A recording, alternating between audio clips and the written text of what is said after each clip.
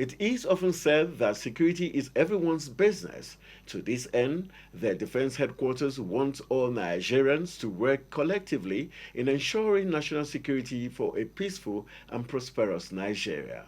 Briefing journalists this Thursday in Abuja on the operational activities of the military across the country, the Director of Defense Media Operations, Major General Bernard Onyeoko, stressed the need for citizens to work together towards achieving peace in the country, given the dynamic nature of Nigeria's security situation. Clearview's TV Gloria Atta now completes the story.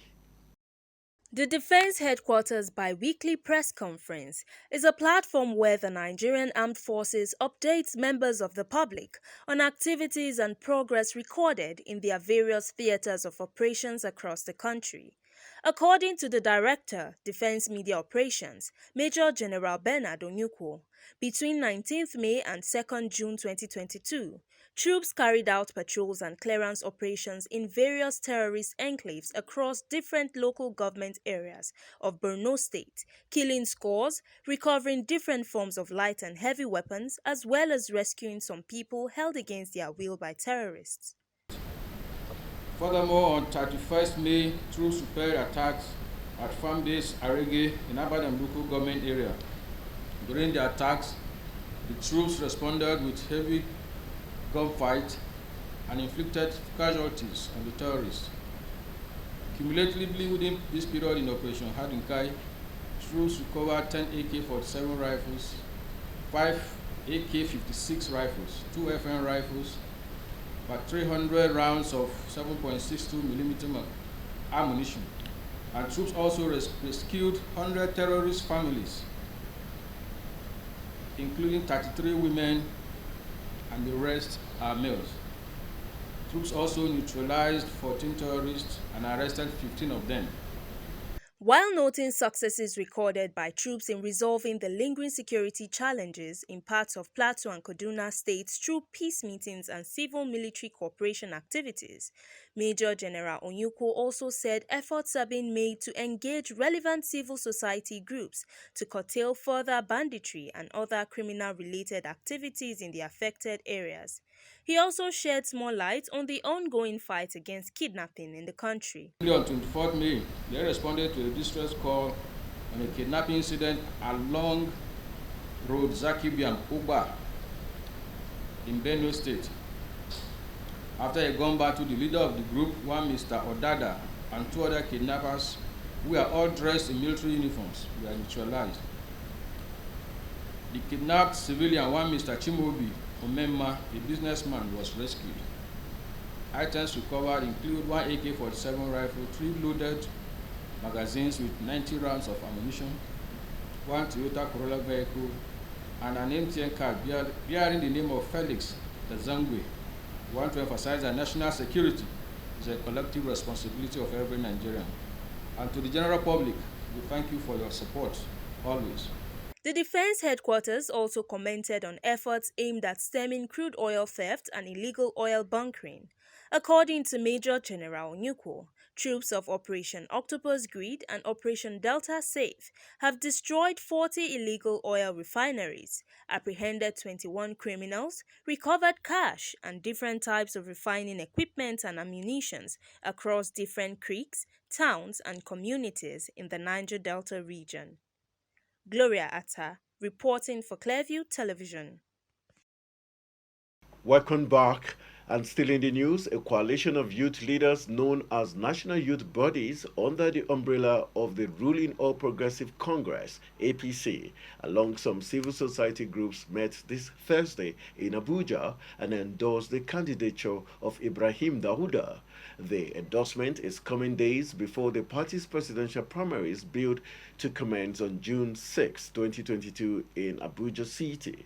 Clearview TV's Mercy Eke was at the news briefing called by the Youth Coalition and now brings us the details.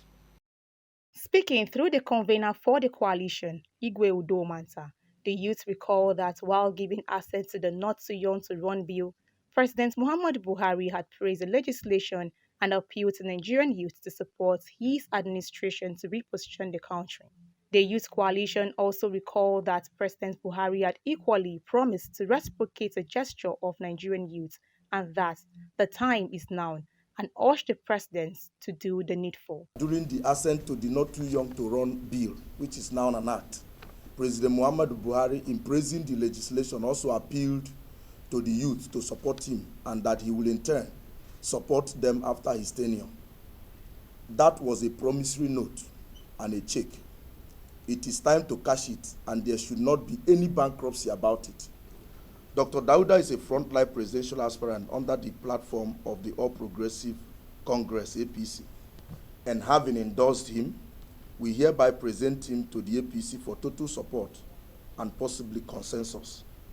In doing this, we recognize and pay our utmost respect to many other eminent Nigerians in this race for the 2020 presidency.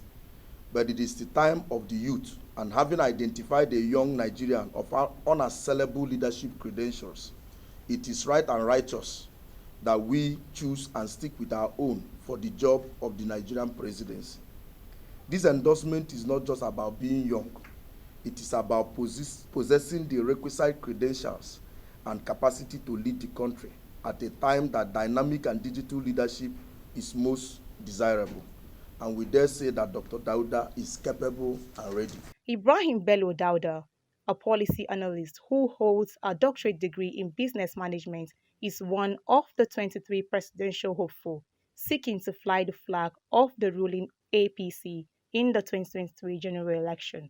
Mercy Eke reporting for Clearview Television.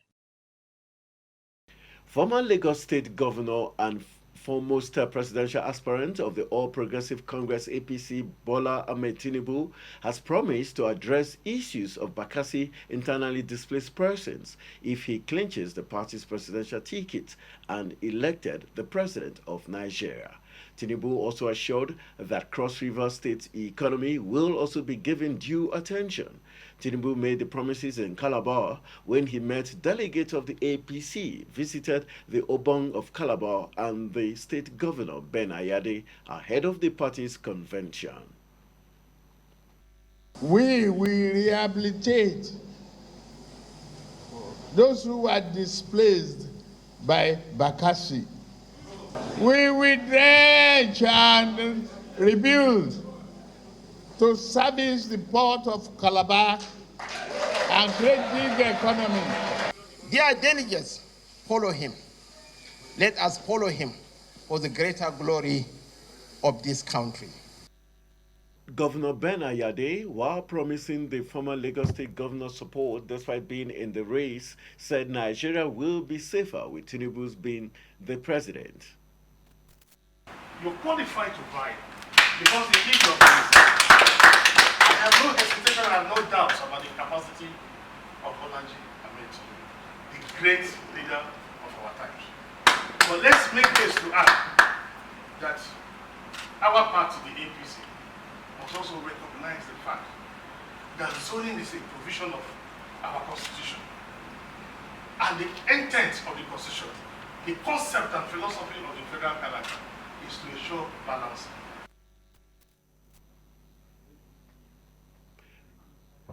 Tinubu was in Cross River State as part of his consultation with the party's delegate from the state.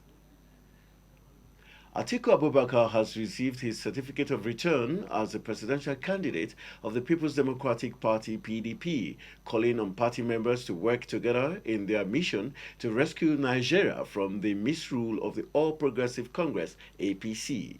The former vice president said this on Wednesday at the headquarters of the PDP in Abuja and urged that the party must begin work without delay.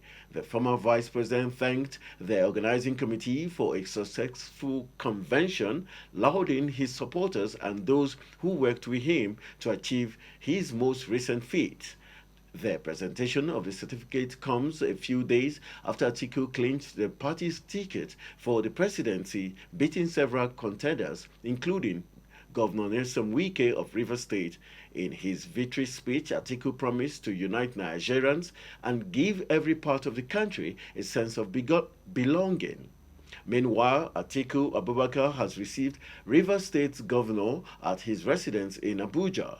Atiku had earlier met Wike in Abuja at the latter's Abuja residence hours after Atiku beat him to the party's presidential ticket.